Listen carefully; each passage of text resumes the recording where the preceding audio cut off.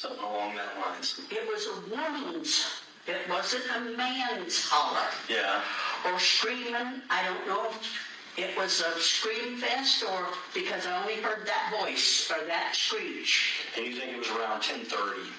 I'd say around there, 10:30, 11:15. Okay. She had just moved into what was supposed to be a fresh start, a renovated house, a chance to rebuild. But within a week, neighbors were already calling her long-term companion weird and creepy.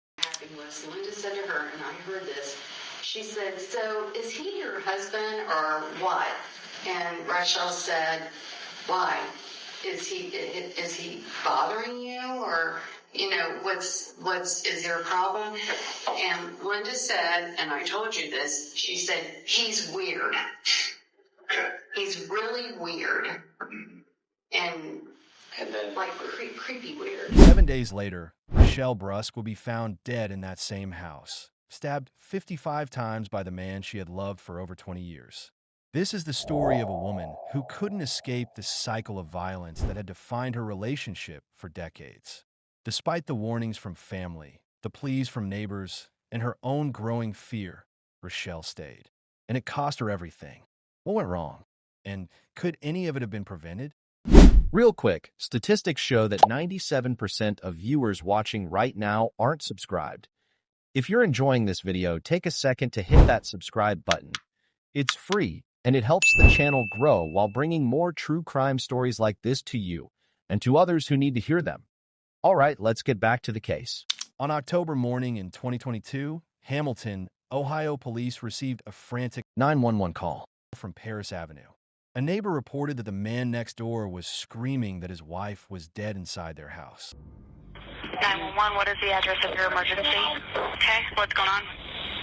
My neighbor next door thinks that he's come out screaming out of his house and he thinks his wife is dead in bed. Thank you! Oh, God! Oh, God!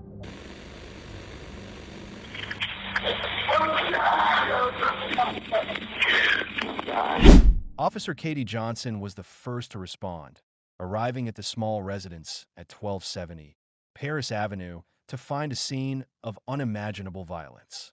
Inside the house, which was still undergoing renovations, Johnson discovered Rachelle's body lying in the front room beside a fallen cabinet just below the window. The house was in complete disarray. Cabinets, tools, furniture scattered everywhere, mixed with the debris of a life interrupted. Blood spatter covered the walls, and someone had even attempted to hide evidence by leaning a tile sample board over the front window to conceal a large blood stain. The brutality of the attack was immediately apparent. Initial estimates suggested over 50 stab wounds. Rachelle had fought for her life in that room, but she had no chance against the sustained, vicious assault that ended it. Outside, Rachelle's longtime companion Toby Madden was being comforted by officers, but he was also being watched closely. He appeared hysterical and emotional, telling police that he had been sleeping when he woke to find her dead. He claimed he had attempted CPR, then ran outside screaming for help when he realized she was gone. But Toby's story raised immediate red flags. Blood evidence on his shirt and shoes, along with scratches on his arms and torso, made investigators question whether these were traces from attempting to help Rachelle or evidence of a deadly struggle. Toby also mentioned that 3 men had been in the house earlier that day, though he claimed to have been sleeping during their visit. When taken to the Hamilton Police Department for questioning, his behavior was telling. Left alone in an interview room, the man laid down on the floor and went to sleep. To understand how this tragedy unfolded, we need to look at who Rachelle was before that October morning. She was a woman trying to rebuild her life after years of turmoil. The house on Paris Avenue belonged to her sister Sherry Celeste and brother-in-law Kim Sharp, who had hoped that new surroundings might provide Rachelle with the fresh start she desperately needed. Originally, the plan was to completely renovate the house before Rachelle and Toby moved in.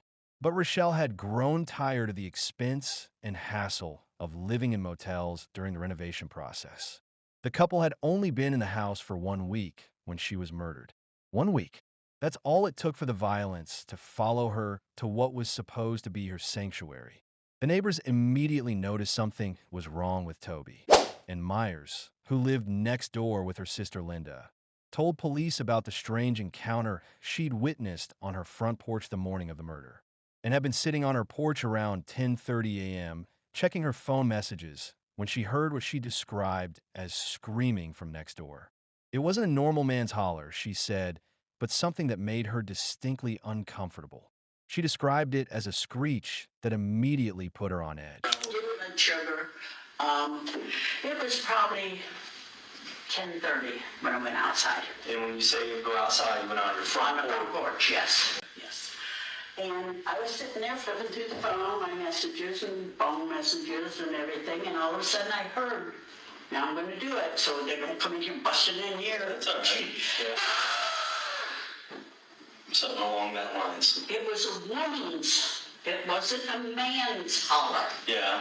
Or screaming. I don't know if it was a scream fest or because I only heard that voice or that screech. And you think it was around 10:30? I'd say around there, 10:30, 11:15. Okay. Okay? And I never thought a thing of it. Nothing else went on. I went in, fixed something to eat, and my sister comes and says, Sissy, there's police everywhere. I said, in Hamilton? It's a joke. Yeah. And she said, there's life squad, there's fire department, there's detectives, there's police. I said, oh my God, what's happened? And Sister Linda had even more disturbing observations about Toby's behavior. She told investigators that while Rachelle seemed like a wonderful woman, there was something about Toby that would occasionally click into what she described as a psychotic state. Linda recounted an incident where Toby had become involved in a confrontation with someone who had allegedly damaged a car with a screwdriver. Toby's reaction was extreme. He had trapped the person for nearly 2 hours, talking in what Linda described as a frenzy. She watched him run up and down the steps of their house, across the yard, back and forth, in what she characterized as a panic frenzy that made her and her sister deeply uncomfortable. The behavior was so concerning that Linda had actually asked Rachelle directly if Toby was supposed to be taking medication that he wasn't taking. Seemed like a wonderful lady, but he's just, there's something about him now and then that clicks. It sounds strange to say this, but something in him clicks. He wasn't like that quite a few times, and that's why I asked her, is there something that he's supposed to be taking that he's not taking? Because that one day he was so weird. It was just, we had to go in, and then we said we're not even going to talk to him because we just got the heebie-jeebies out of him. Like, was there something that he was doing that caused that? Like or? a psycho, like a psycho. Just really strange. I guess try to describe it, if you could, to me to understand. Like, it's his Like he was in a behavior. frenzy. Okay. A real deep frenzy. It's like yelling and screaming. Well, somebody had broken into his car Okay. with a screwdriver, and he had one of these guys that came down from back behind the house next to him. He had him like blocked, and he had him for like 2 hours, and you could see him talking about his stuff and all this, and he was like in a frenzy, and he ran up the steps and ran up the front steps. We have them blocked off because you have to go around the driveway to get up. But he ran up the steps and said something to Ann and ran back down and went and talked to this guy and ran back up and ran over across. He was just like in a frenzy. It was a weird, like a panic frenzy. Yeah. And we were not comfortable with it at all. It was What normal behavior for him, and it puts you on edge. well, I don't know if it's normal for him, and that's why I asked his wife. Well, it's not his wife. It was his. I said, are you married to him? And she says, you might as well say I am. So they must have been boyfriend and girlfriend for some time. The neighbors had developed such unease about Toby that they had decided to stop talking to him altogether. Linda's concern for Rachelle was genuine and prescient. She could see that something was terribly wrong, and she wasn't the only one. Just days before the murder, Sherry Celeste, Rachelle's sister, had been at the Paris Avenue house when she witnessed a conversation between Rachelle and neighbor Linda. Linda had asked Rachelle directly whether Toby was her husband, and when Rachelle asked if he was bothering her, Linda's response was chilling. He's weird, Linda had told Rachelle. Really weird. Creepy weird. Rachelle's response to her sister afterward was even more telling. She admitted that Toby was indeed weird, and that he was quite frankly getting too weird for me. Sherry told her sister that having neighbors complain about Toby's behavior after only a few days was not a good sign. But by then, it may have already been too late. I was down at the house last week, the Parish Avenue house, and she was outside picking up after other people's dogs. And the lady next door on the left, I think her name was Linda, she lives in a dark gray house.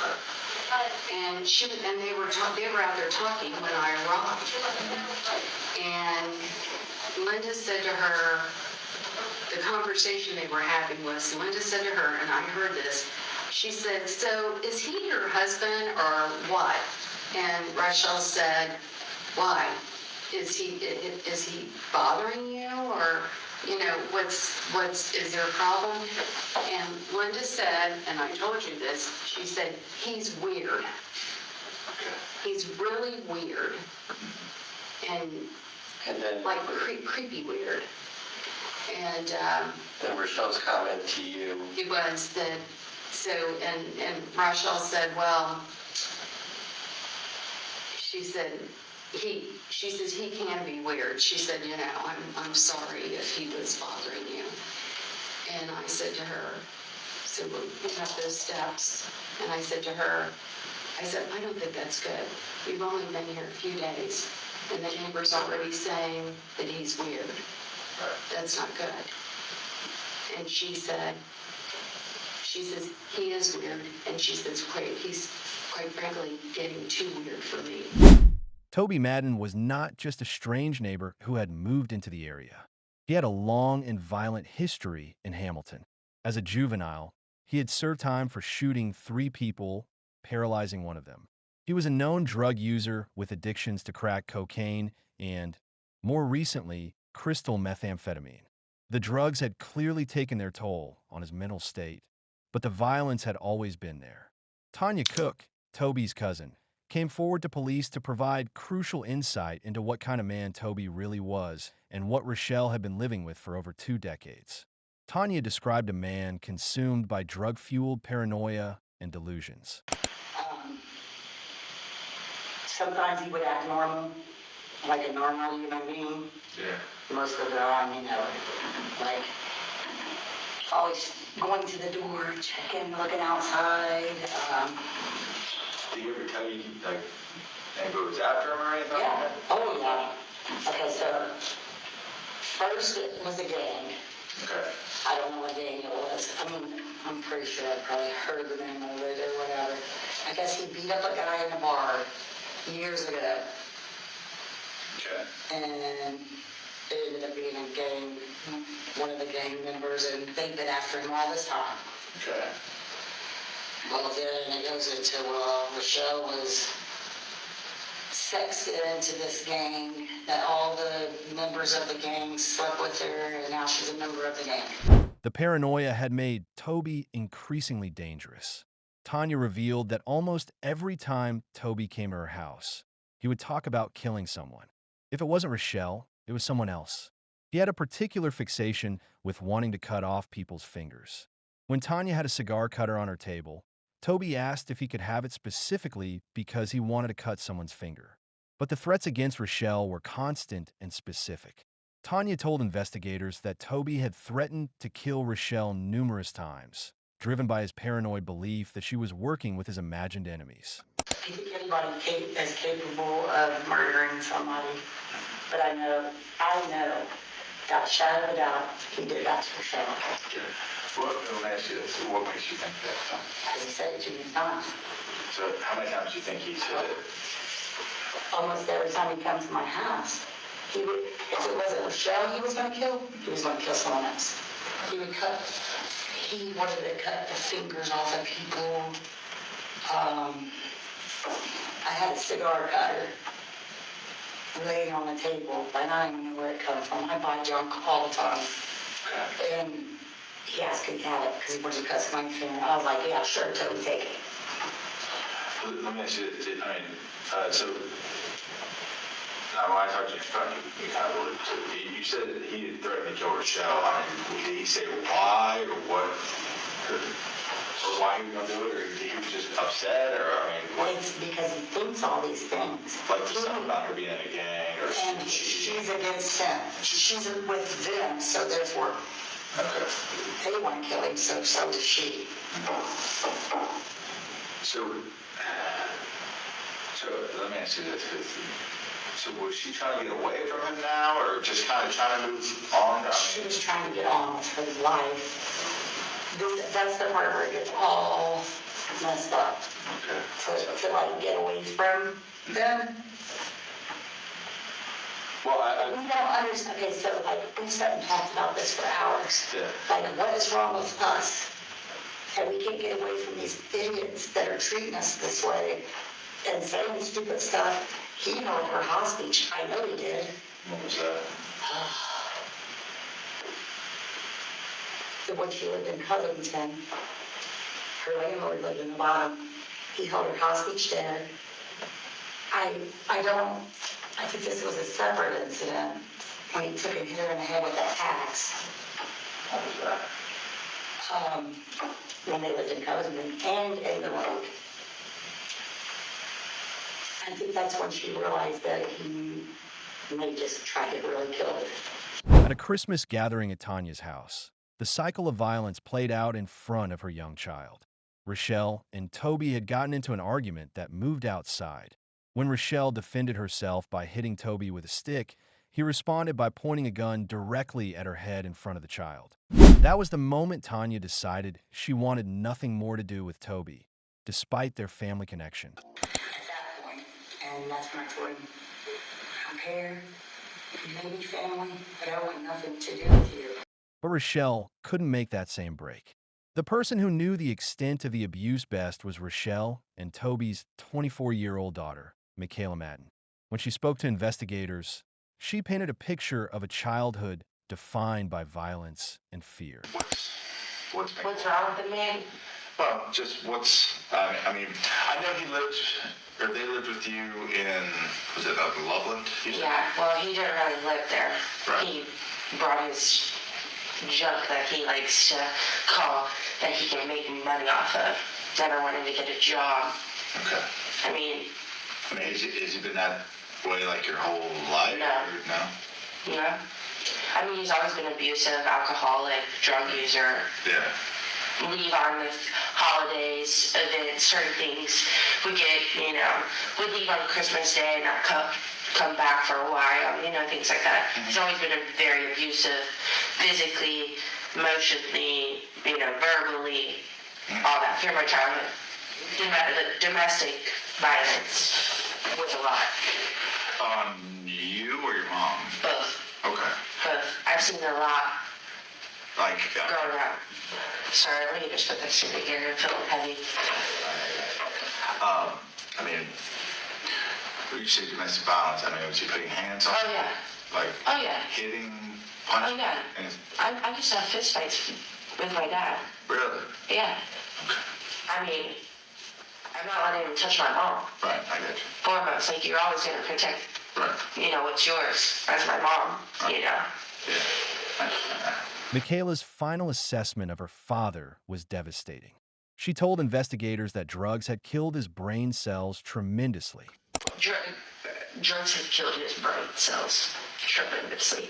Like, I looked at that mug shot, and I don't see a human in there. Is that weird to say? No. I don't see a human. I see you. Like, and my daughter asks, she tells me our monsters are on. I'm like, yes, they walk this earth. The evidence against Toby was overwhelming. The autopsy revealed that Rachelle had been stabbed 55 times with a short-bladed knife. She had suffered wounds to her head, neck, torso, back, arms, and one knee. The sustained attack showed a level of rage and brutality that shocked even experienced investigators. A crucial piece of evidence was found in the house: a shopping bag from Kroger containing candy bars and a receipt.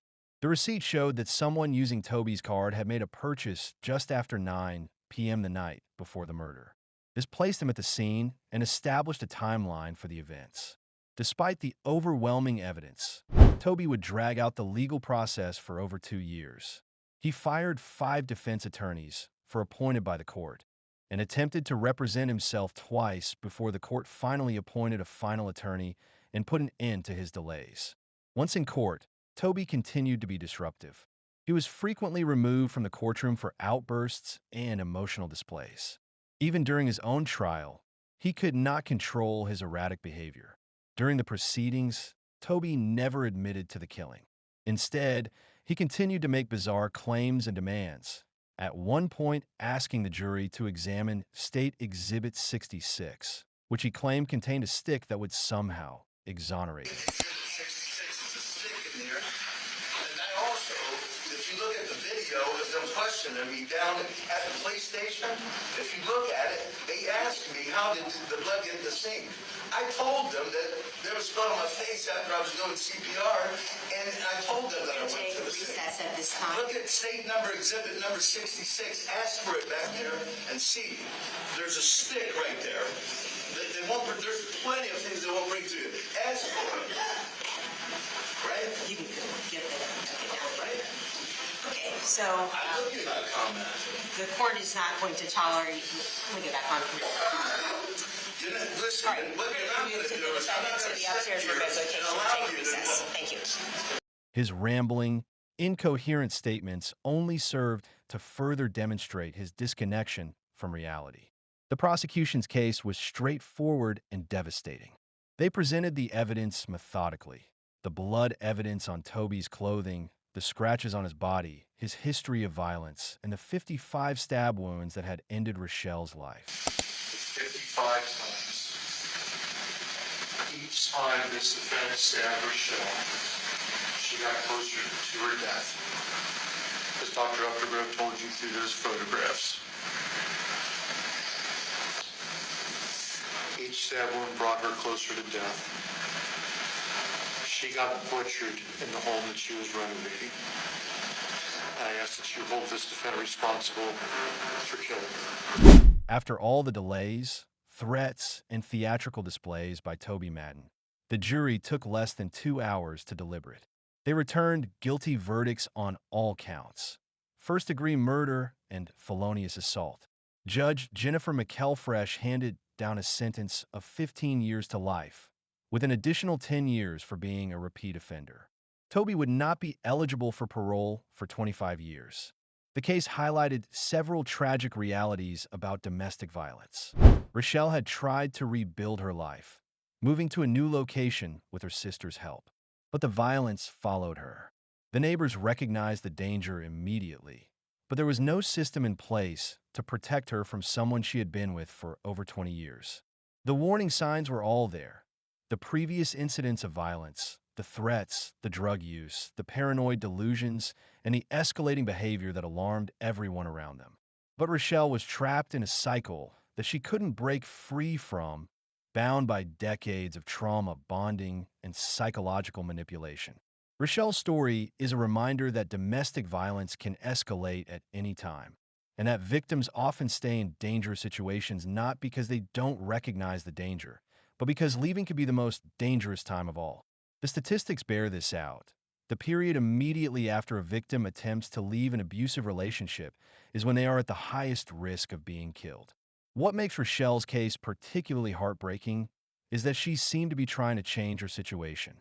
Moving to the new house was supposed to be a fresh start. Her family was supporting her efforts to rebuild. But 24 years of abuse and trauma doesn't disappear with a change of address. The neighbors who barely knew Rachelle could see the danger immediately. Linda and Myers recognized that something was seriously wrong with Toby after just a few days. But Rachelle had been living with that danger for over 2 decades. The abnormal had become normal. The threatening behavior had become routine. Today, the house on Paris Avenue stands as a reminder of a life cut short and a system that failed to protect someone who needed help. Toby Madden sits in an Ohio prison, where he will likely spend the rest of his life. But that provides little comfort to the family and friends who lost Rachelle.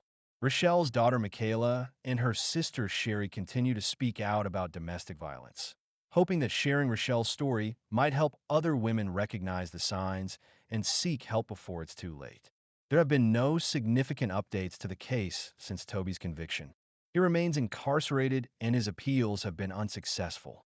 The focus now is on honoring Rachelle's memory and using her story to help others.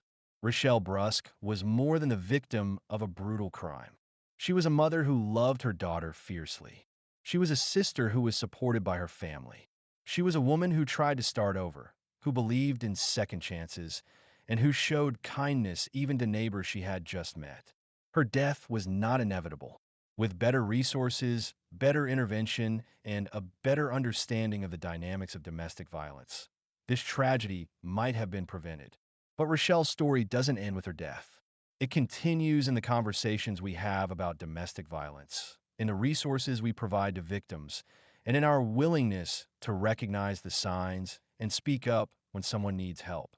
We remember Rachelle Brusk, not just for her tragic end, but for the life she lived, the daughter she raised, and the family who loved her. In sharing her story, we honor her memory and hopefully prevent other families from experiencing the same devastating loss. The question that haunts this case isn't just what went wrong, but what we can do better. How can we recognize the signs earlier? How can we provide better resources? How can we break the cycle before it's too late? Those are the questions we should be asking ourselves, because somewhere tonight, another woman is living in fear, and her story doesn't have to end the same way Rachelle's did. If you made it to the end, thank you for watching. If this story resonated with you, please consider subscribing, liking the video, and sharing your thoughts in the comments. It helps us keep telling the stories that matter and make sure they reach the people who need to hear them.